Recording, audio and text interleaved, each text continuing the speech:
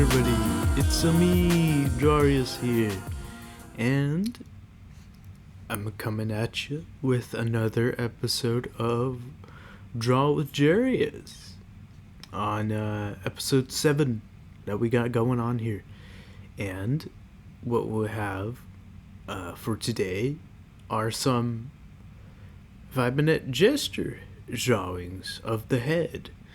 And whilst we talk and chit chat, and to put it simply, this series is essentially just that. We have something in the background playing whilst you listen in, and we hash things out and talk about what it is that's going on, and basically let my thoughts pour out.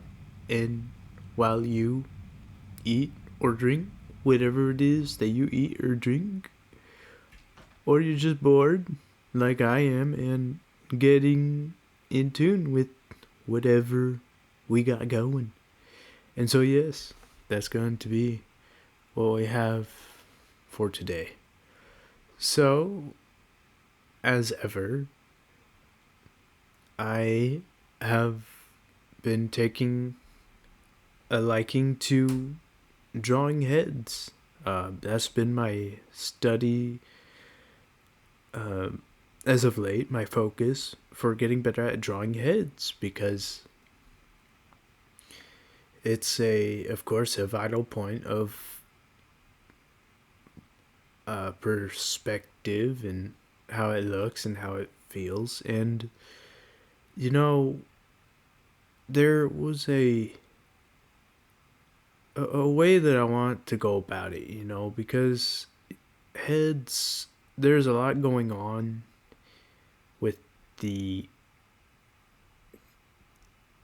overall feel of it, and just the concept of drawing it, like there's a lot of details with it, and I wanted to get away from all the details. And the way I wanted to get away from all those details is just by doing it in 5-minute approaches, so that I don't have to be so constrictive in getting it to look desirable. The whole point of practicing is, not so much to make it look pitch perfect, but to learn from it, and so that's why I wanted to do just that. I wanted to make that the intention for these gestures, because it's very nice, and there's a lot to learn about drawing the heads, and my approach and method with drawing the head is a little bit of a universal approach to it. Of course, my style of approaching the heads is from Michael Hampton's method of drawing it, and in the book, he talks about it, with lines and landmarks, essentially, with how to approach it. And so with these head drawings, I'm doing just that. And with these 5-minute head drawings, they pretty much isolate that idea to not get so constricted in the detail of the head, but just to get the important things out of the way, so that we can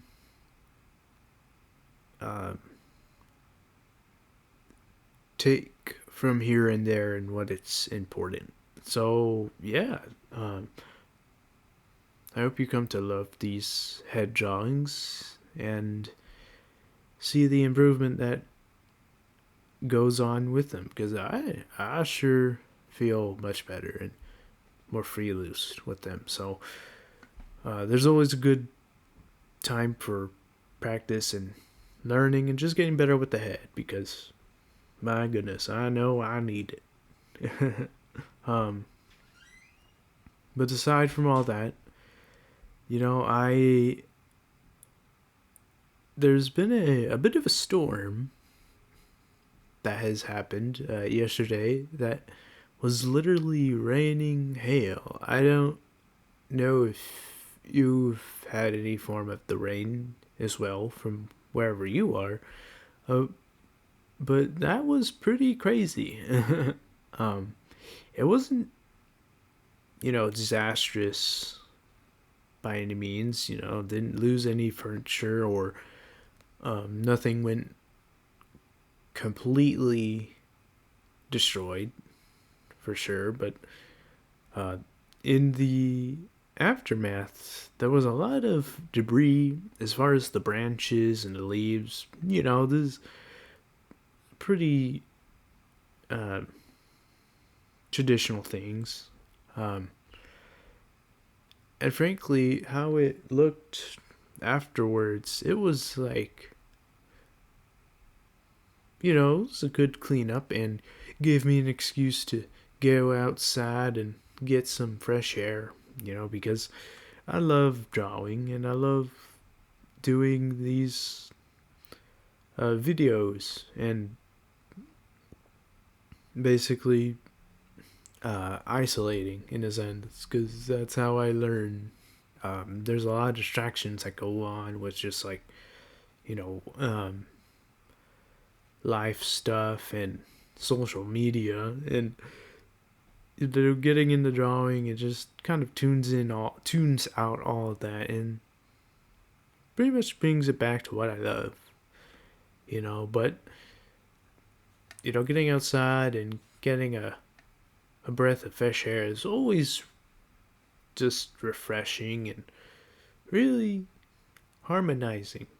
Harmonizing? I don't know if that's a good word for that, but I hope you understand what I'm trying to say. I just really love the outdoors. Nature is very freeing and pretty much brings me back to what's important and what matters to me, and that is getting a free and beautiful feel for life. But anyway, enough with the I'm forgetting the word for this kind of thing, but the feels, yes, the feels. I think that's a close enough wording. But yes, so that was fun doing the cleanup and then, bagging it up and doing all that. So that was fun. Made for a good excuse to actually touch some grass. But yeah. Now, I do want to reiterate, if it isn't obvious already, that I'm getting used to being communicative and having a platform essentially and a voice for social media, as it is just trying to understand social media is like something I'm still trying to get a feel for, because like I haven't been much focusing on social media, honestly. There's a lot that goes on with it, and a lot of it I don't understand, honestly. But what I love about it is that ability to connect and get involved with people. So it's always pretty wholesome to do that, and it makes for a good opportunity for me to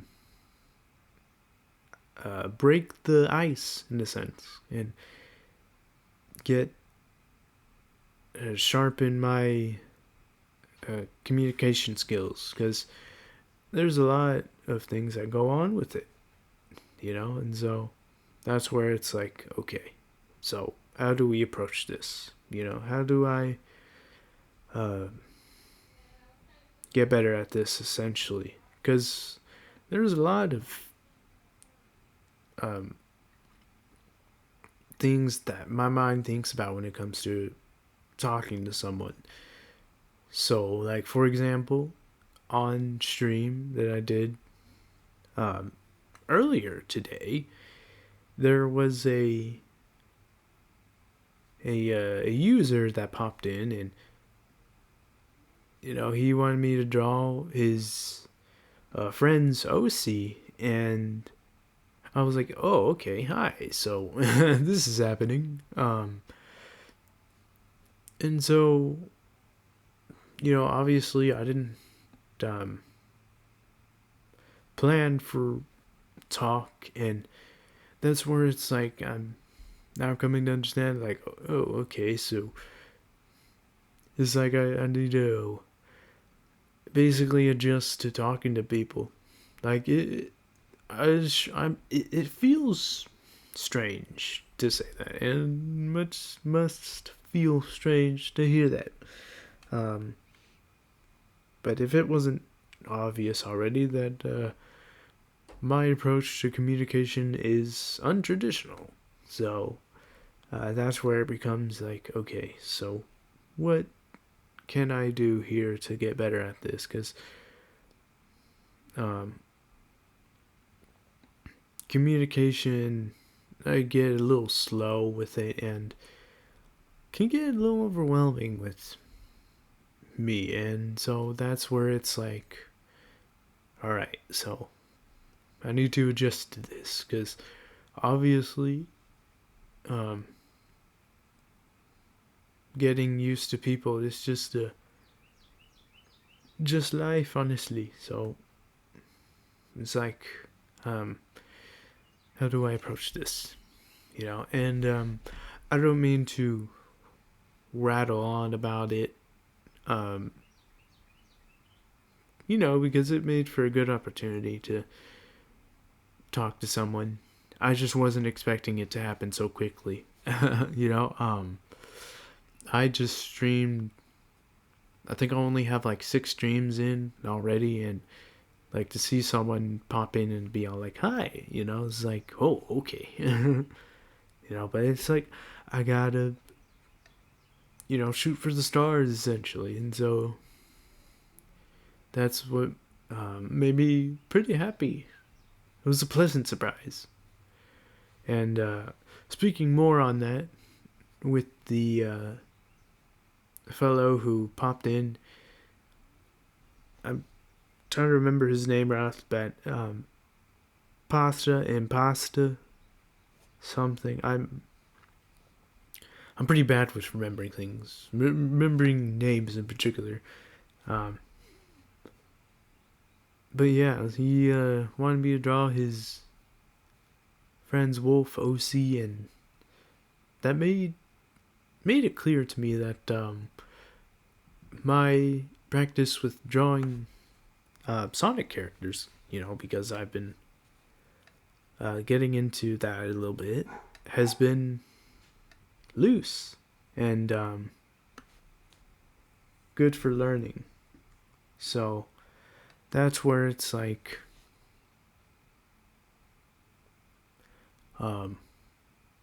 makes for good improvement. And you may have heard my dog in the background.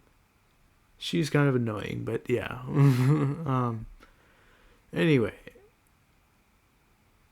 it makes for good practice to get in on Sonic characters and put it into works with that. So it was nice to see that. I feel like no practice goes unnoticed in a sense. Because drawing heads, it's like, this, for example, is like the style of heads. I want it to be anime styled, but also still understand how it is to draw realism too. Because whenever I take references, like 90% of the time, it's real faces and all that. It's like learning from anime references. That's where it's like, oh, okay.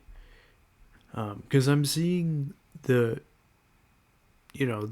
finished product Whereas it's like drawing or using real life references, it's like there's more room for maneuverability, if that makes sense. Probably doesn't, but basically it makes it to where I can have room for error, so that I don't have to feel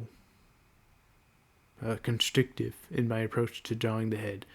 I mean, don't get me wrong, I use references of anime faces so that, of course, we can draw it like the anime face. It's just that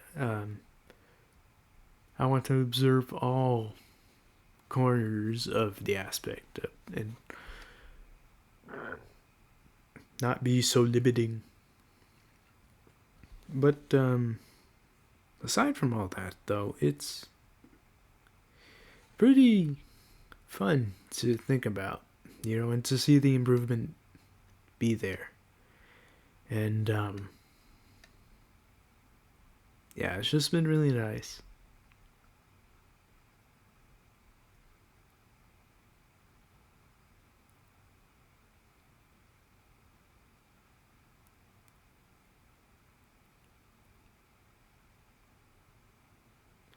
And something too, drawing drawing the head in particular with the eyes, that's where it's like kind of been my main focus in particular with the eyes, because the eyes, with the style of how I draw the faces, it's in realistic methods and the mappings of it, and so I'm having to adjust it a bit so that it can still work with the style of the cartoony. And so that's where it's like very nice to see that. So, getting working in that, to see it work in a way that is actually coming together. And so that's really nice to see. I feel like drawing heads, there's a lot of approaches to it, with the styles and all that. And so adjusting and basically being adaptable to it is where it's like very nice, because drawing heads is very versatile. So yeah.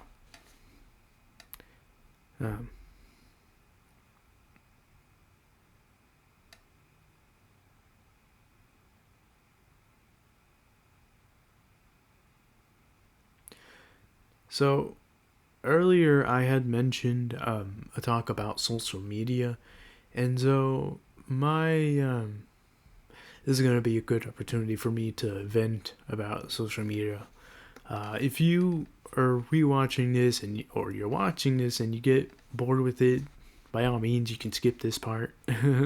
But my frustrations with social media, first and foremost, has been the reach as far as that, and like it just gets annoying where it's like I don't understand how the growing works, because it's like I get like 1 or 2 likes on every one of my dogs, and it's like, how do I grow at this? How do I approach this in a way that makes sense and that works? Because I'm not good at social media. I suck at this thing.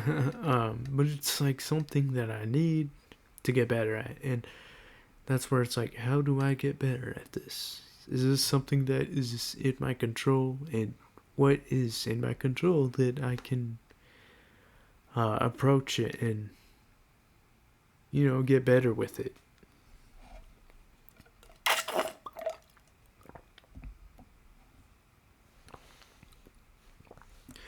because I was a few years ago, I came across one of my inspirations for art, Jesu art, and I took his course, his online course, and in one of his videos, he was talking about social media growth and how to approach it.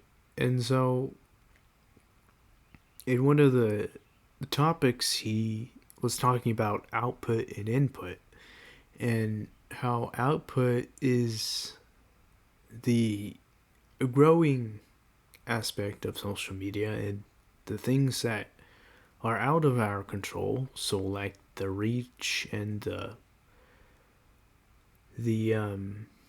likes and the approach.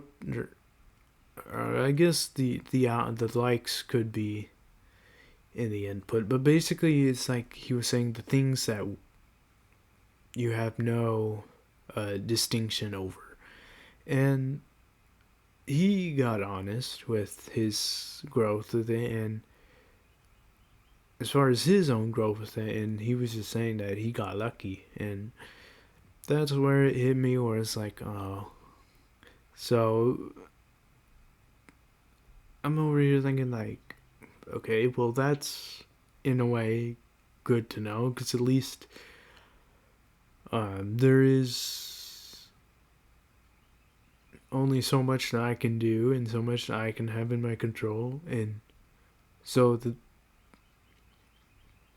thing is to not get so stressed out about it, because there's only so much that I can do. And what he talked about also was the input. So, like, how much art do you put out there? How much drawing do you do? You know, and that's where it's like, where it actually can matter. And so that is my, what I've taken from his courses, because as far as social media is concerned, because oh my gosh, I'm yawning. But yeah, like his way of approaching social media growth is very refreshing, because I don't have to be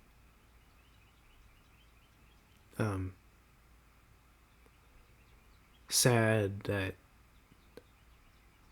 I feel like it's not working for me, because there are many other people that it's not working for them at the moment too, and it's like, man, how do we do this? You know,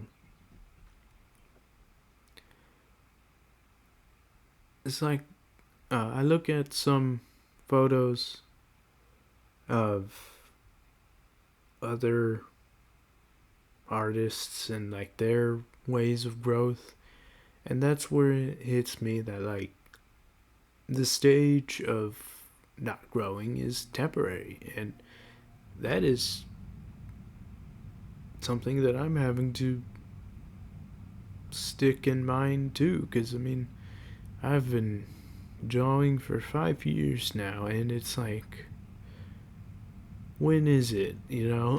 When am I going to have that boom, you know, that boom of growth, and where we go from the backstage to the center stage, you know, because that is honestly what I'm seeing a common theme of when it comes to other artists that have gone from having no likes to having it all. So that's where I'm having my faith in, and just um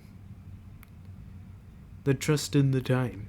So um what I can do now is just get better at what I do in my craft, and basically the rest will follow. So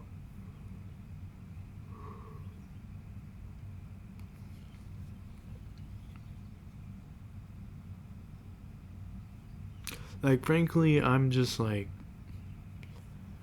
um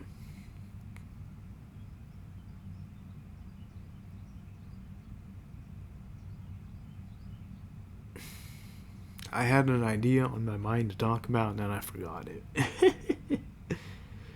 Oh, this is fun.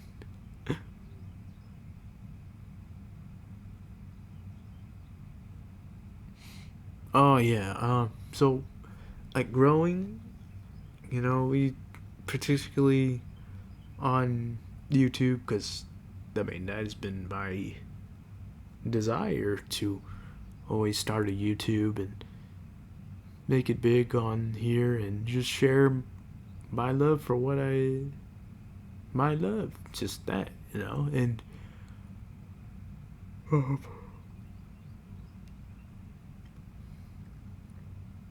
at the same time, it's like I had to be patient with it, because like, who wants to watch a bad and horrible drawing? And it's like at the same time, um,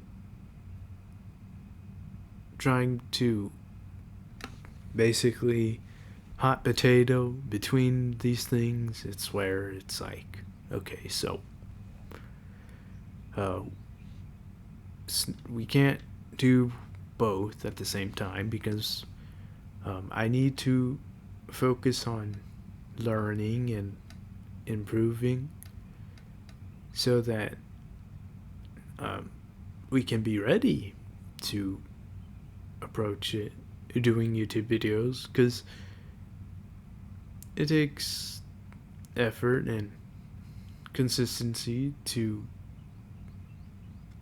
make videos, and it's like multitasking that focus. That's where it's like it's not making the best of both worlds in a sense, because where I'm at now, it's like, yes, of course, I still have many mountains of improvement to make before I'm like where it is I want to be with my progress, but it is at that point where it's like,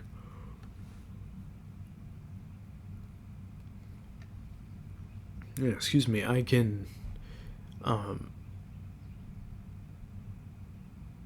do just that and multitask the improvement and approach it in a way that makes sense.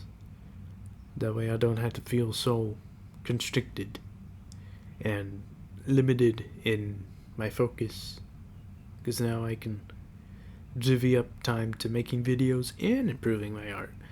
And the good thing about it too is like YouTube has been inspiring me to get better so that I can show you guys better videos with my craft and so on. Doing live is nice. I just came up with the idea to do them because it's like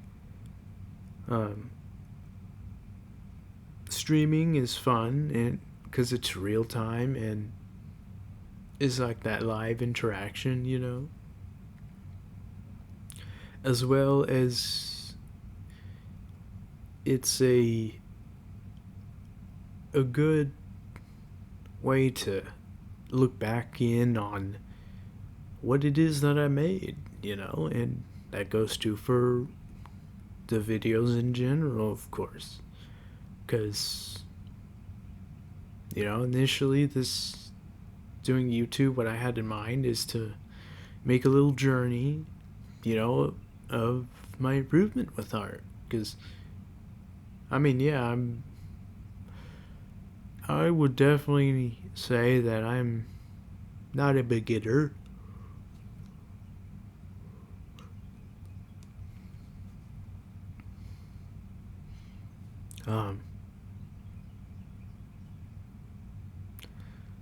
It's happy to admit that, but it's like I still have ways of improving, and now I can document that and have it to be where it can be nice to see, where we go from here, because it's freeing and it's refreshing to know that there are people who appreciate the growth and what it is that I'm trying to do. So it's very nice to see that, and it inspires me to do better. Because the better I get, I just know the more I'll go, the further I'll go. And so, what I want to do, of course, is to make money from what I love. And drawing is what I love. And so, to find ways to financially make that reality, it's where it's like, okay, so what do we do? And YouTube,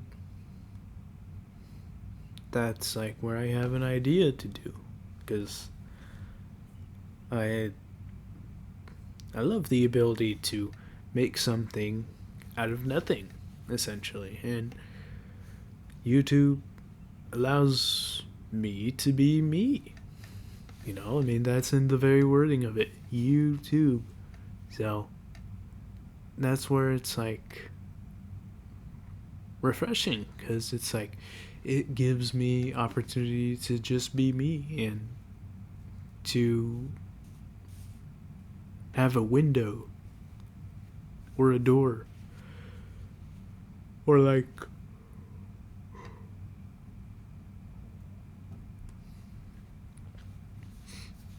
basically opportunity for me to express myself and to have a community as well. So I have a lot in store.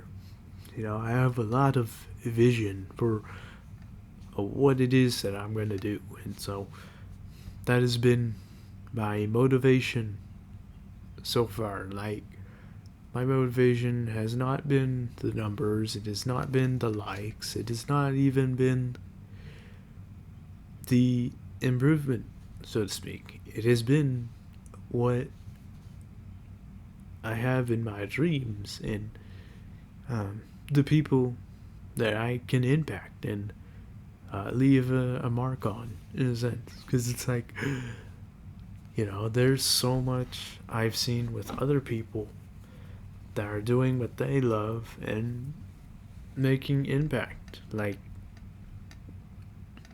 Sam does art. He is like such an incredible artist, and he literally is living his dream. I was watching some of his old videos for inspiration whenever I wanted to approach doing YouTube. And in one of his old videos, he was talking about tips for motivation to stay at drawing.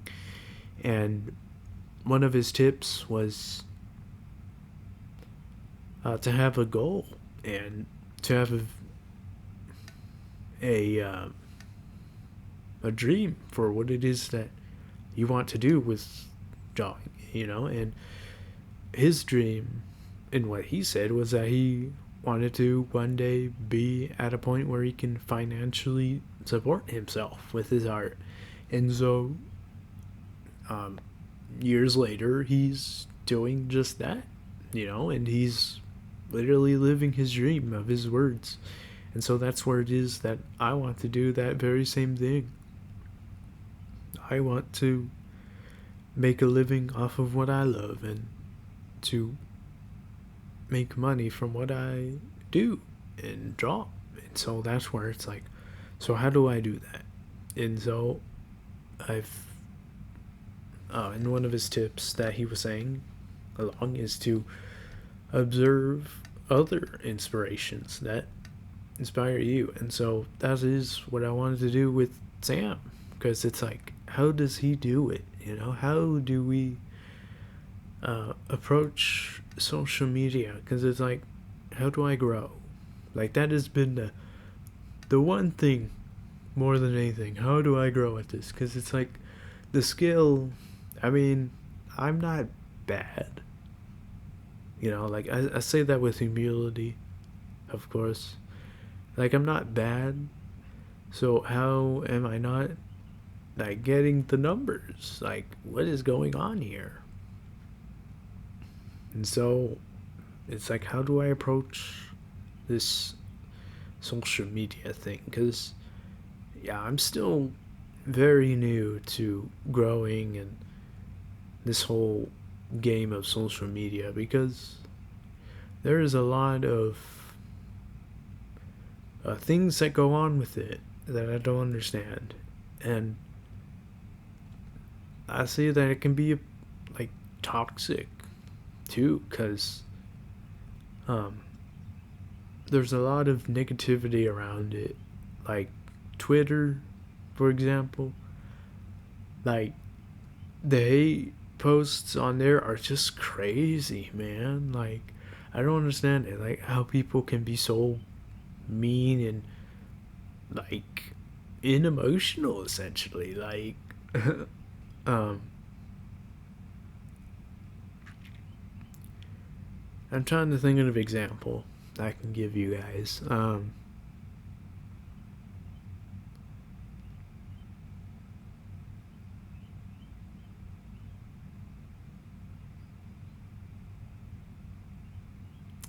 Okay, I can't think of one, but you for yourself, I'm sure you know, but um,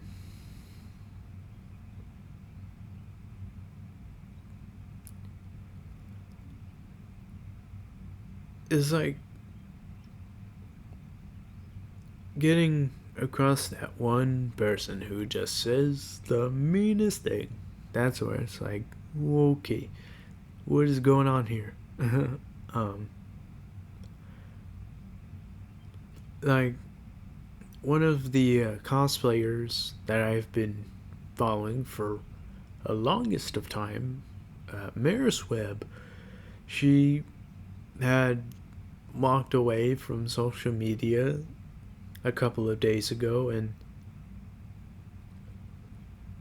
in it she said it was due to real life circumstances. Um, and another thing that I saw too was that she got banned from Instagram, and that was really sad to see that because she had like I think 400,000 followers on there, and it's where it's like, wow, that sucks.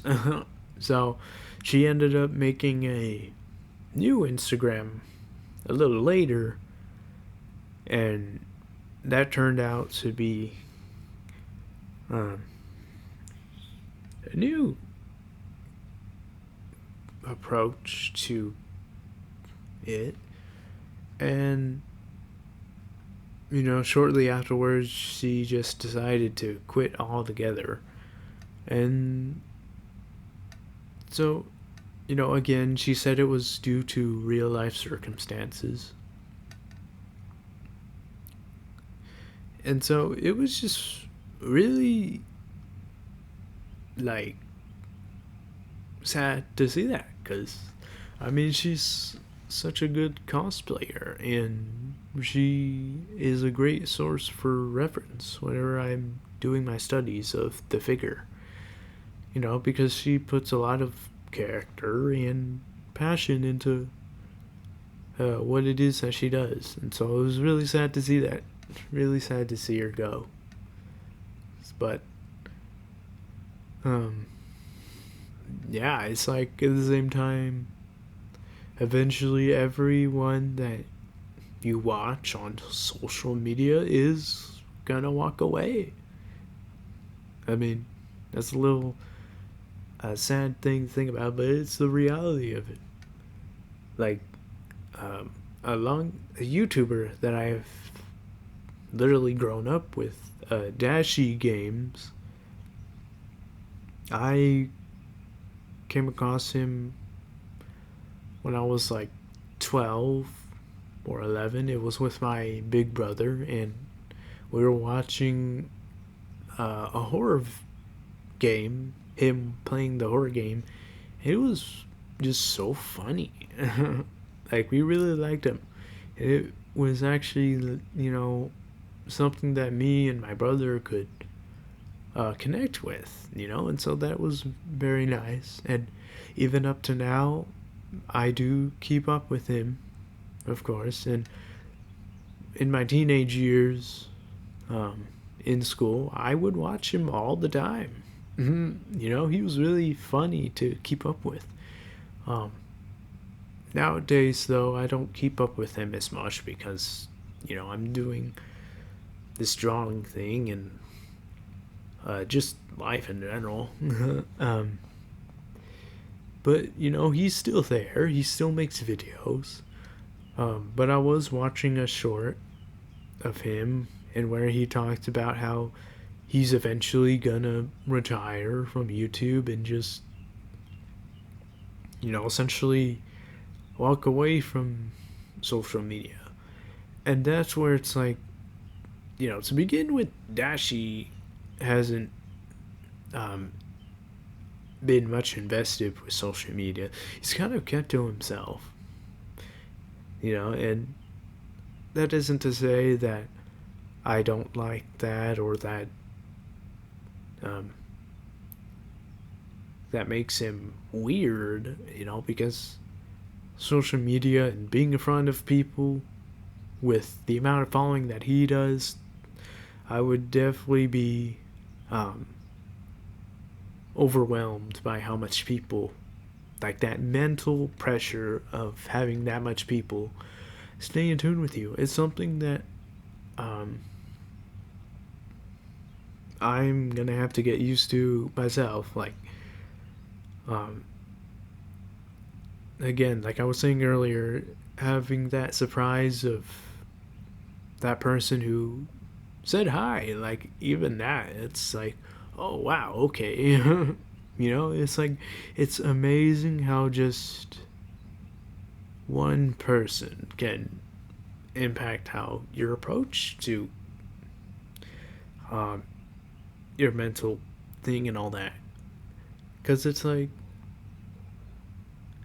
it's like seeing somebody do things and like watching them and being on the other person that is being watched. That's where it's like, okay, so this is happening. But yeah, it's like Dashi, he's been such a comedy guy for me too. High school was a very lonely period of my time, and Dashi was there to give me laughs, and so he was I very much appreciate him in that time, and I definitely would love to meet him someday. That would be very nice. That would be a goal of mine, for sure, to meet my childhood comedy character, essentially. But other than that, I do appreciate the comments and the people who say nice things and, motivate me to keep going at it. And it's nice to see that. Doing YouTube and getting a understanding of how to approach it. I've been watching a lot of videos on how I can get better as far as the editing and the video approach to it, so that I can reach more people and get more subscribers and, basically pop off, as well as get better at drawing itself, so that, I can, again, make money with what I love. Because that's always good to do. My life situation is definitely not ideal, but I'm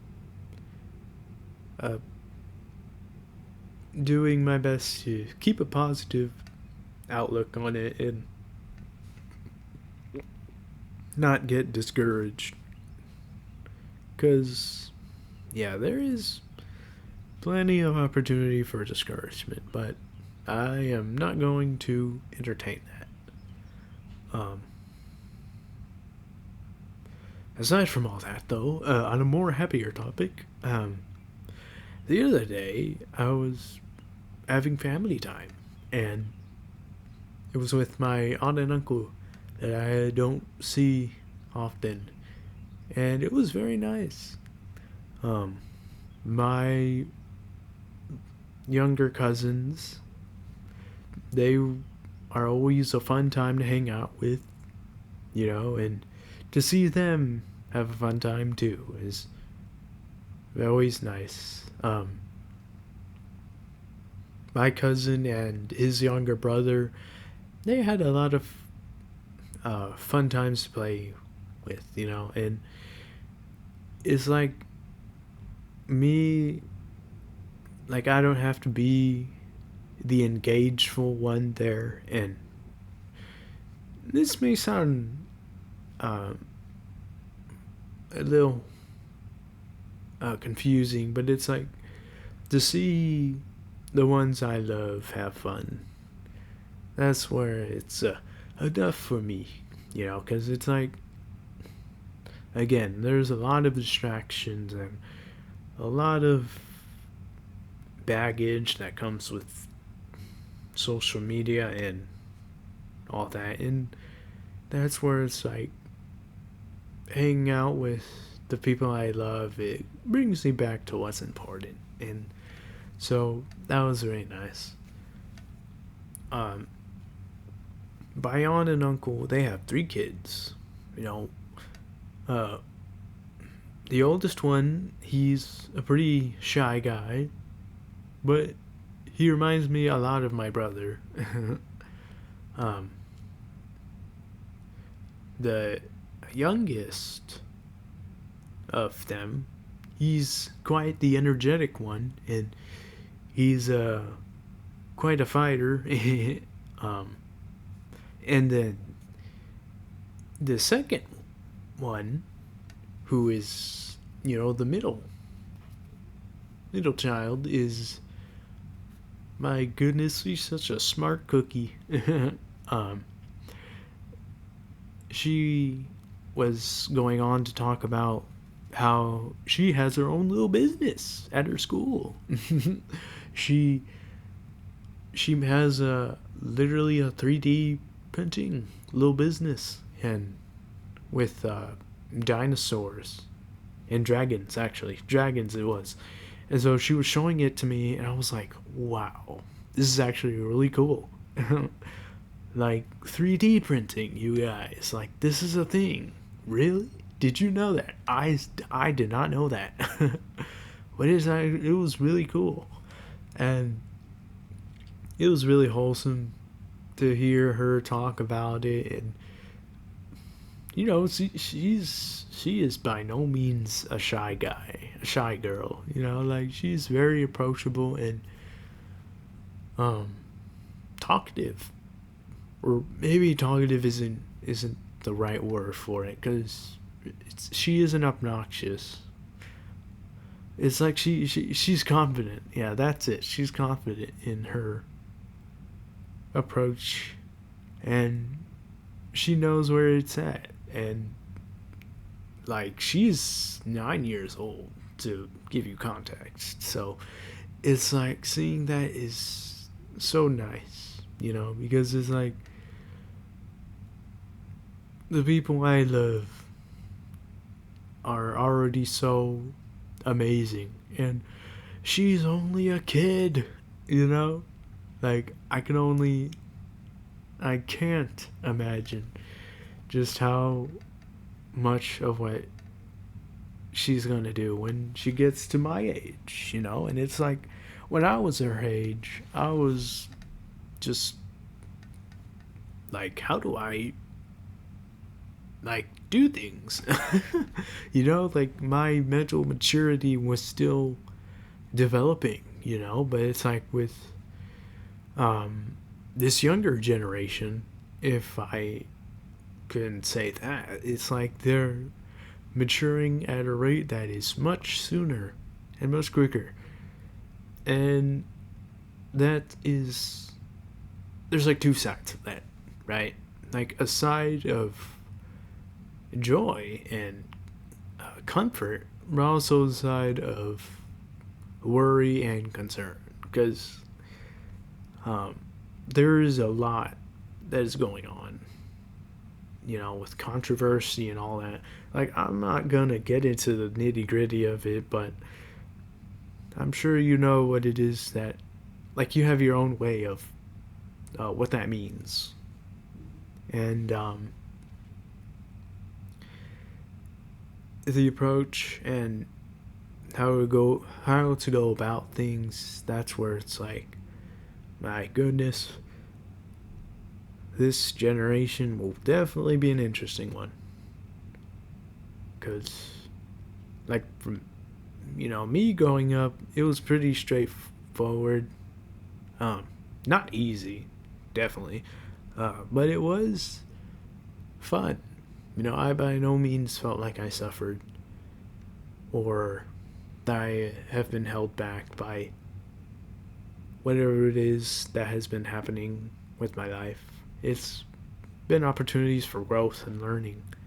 And so to see that and see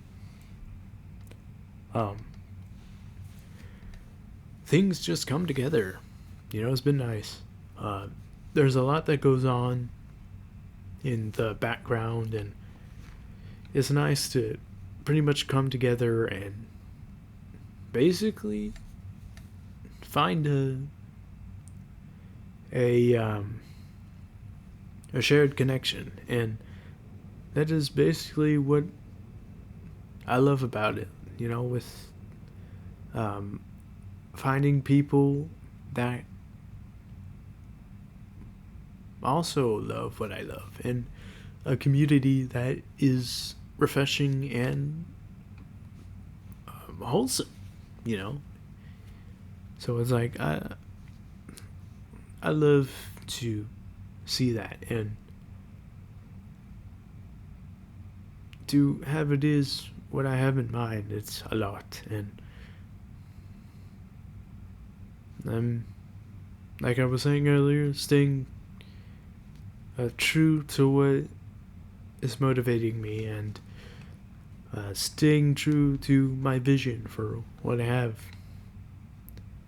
because it's a lot, and it's going to be a lot of fun, and this is already being a lot of fun.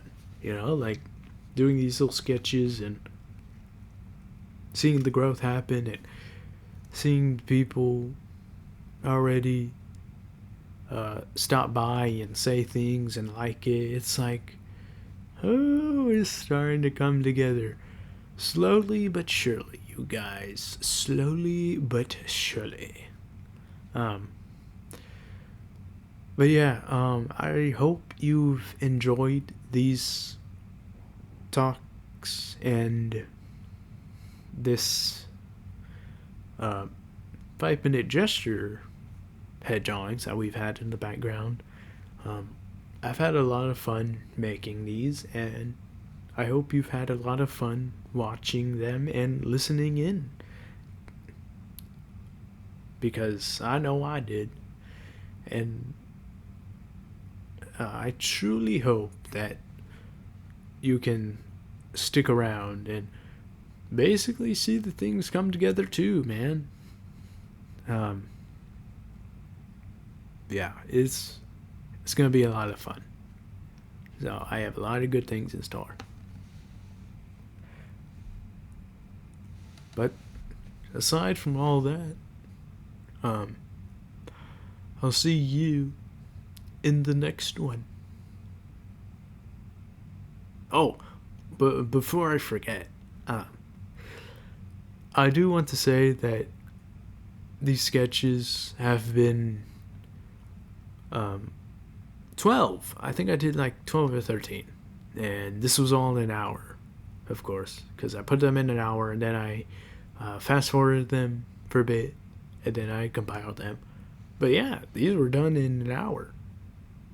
Anyway, I'll see you guys later. Bye bye.